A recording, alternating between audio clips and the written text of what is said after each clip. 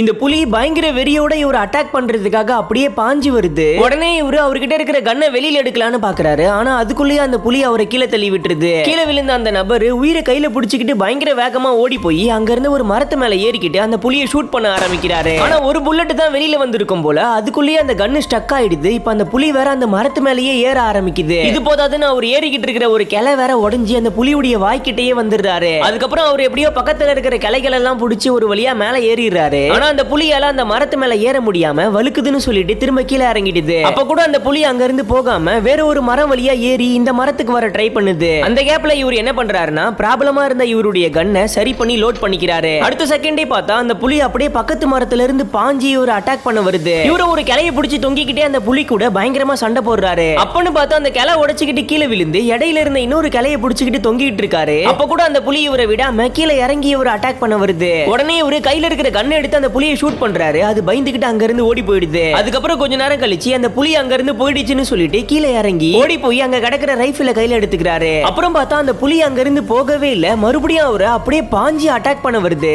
உடனே அவரு அந்த ரைஃபிள வச்சு அந்த புலிக்கு ஹெட் ஷாட் வச்சு அதை சாகடிச்சிடுறாரு.